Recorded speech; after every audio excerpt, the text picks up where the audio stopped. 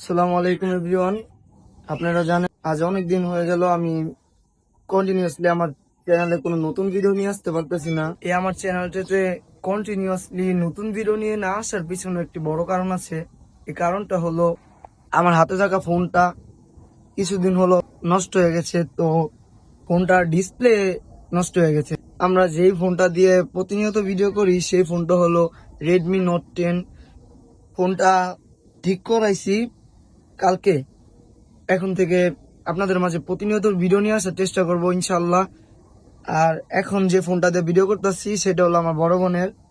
ওর থেকে ফোনটা নিয়ে আমি ভিডিওটা শুট করলাম। ভাবছিলাম এখন একটা নিউ ফানি ভিডিও করব। এখন আমার টিম মেম্বার কেউ বর্তমানে উপস্থিত নেই, যে যে যার যার মতন কর্মব্যস্ততা নিয়োজিত।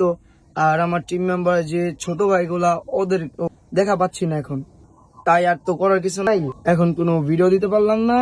তো আমি কেন এতদিন যাবত ভিডিও আপনাদের মাঝে আপলোড দিতে পারি নাই, সেই জন্য একটা ভাবলাম ভিডিও আপনাদেরকে দিই। তো আশা করতেছি আমার ভিডিওটা সম্পূর্ণ আপনারা দেখবেন এবং আমার পাশে থাকবেন।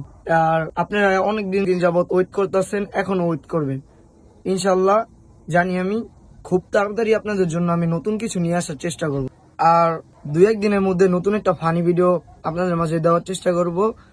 তো কেউ হতাশ হবেন না, আর সকলে আমাকে সাপোর্ট করবেন। সবাই আমার জন্য দোয়া করবেন যাতে আমি আপনাদের দোয়া এবং ওপর আল্লাহ তাআলার রহমতে একটি ভালো ফোন হাতে নিতে পারি আর আপনাদের মাঝে প্রতিনিয়ত ভালো কিছু নিয়ে আসতে পারি।